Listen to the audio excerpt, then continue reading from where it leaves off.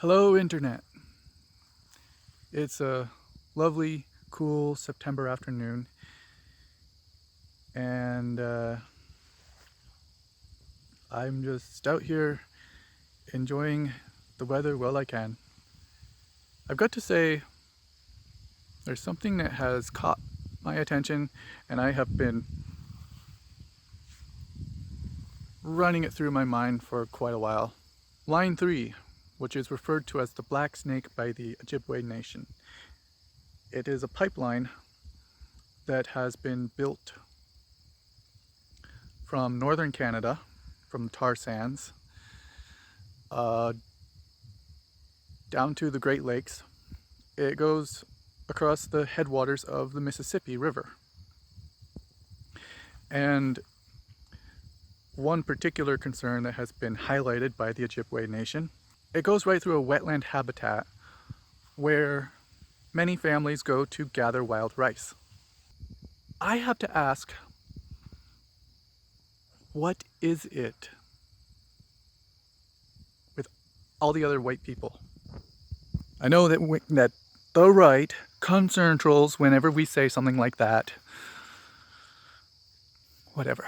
Seriously, what is it? We are privileged.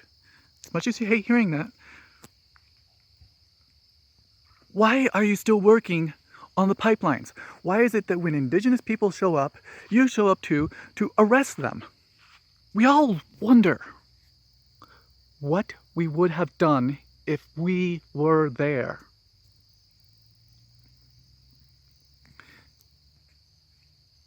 I get that you are paid to build the pipeline.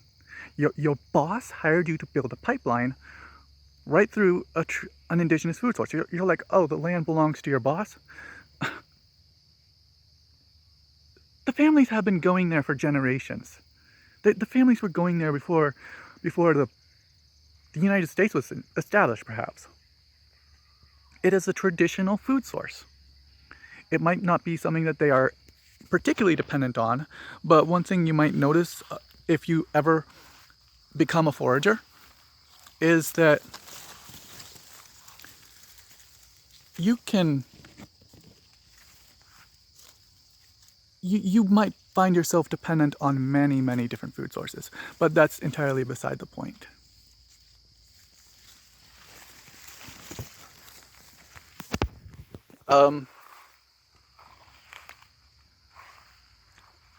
Indigenous nations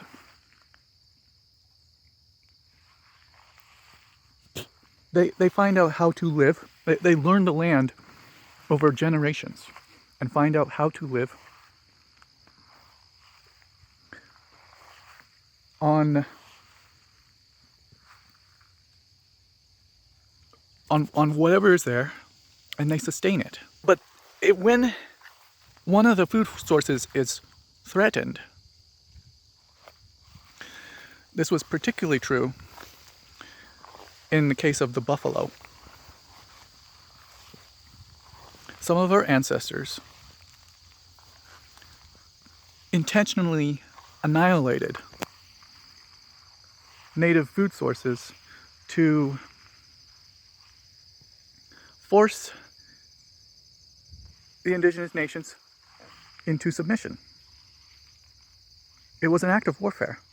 And the oil companies, they will gladly destroy all of our wild food sources to make us... Oh, I thought that was a puffball.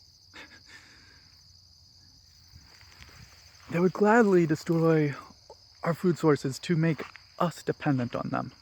But we don't have to be dependent on them. Why not, when someone asks you to do something racist, and this is racist, I will gladly take that argument. This is racist.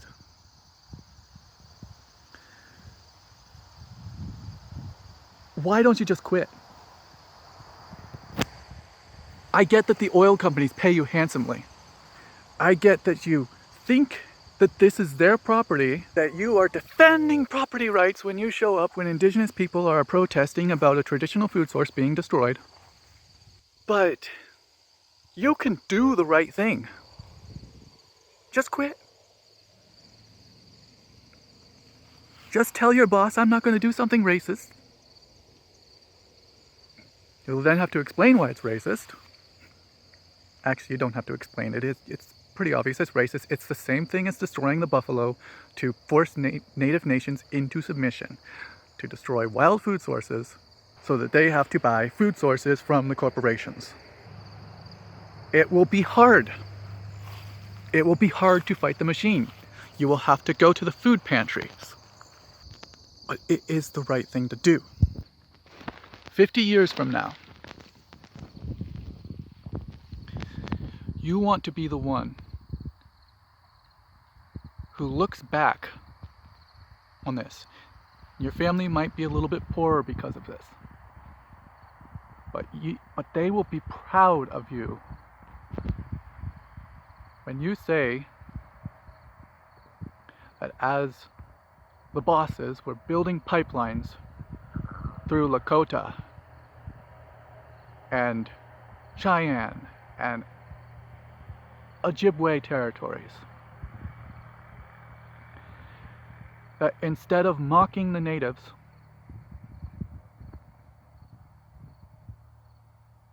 you told your boss you quit. You quit. You were not a part of that, and you joined in with the protest.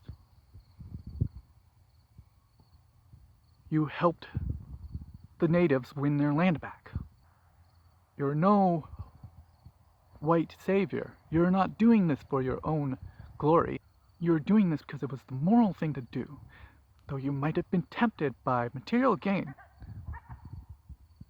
your descendants would be ashamed of you for that. Your descendants will be ashamed of you for that. Especially considering the effects that these corporations are having on the environment.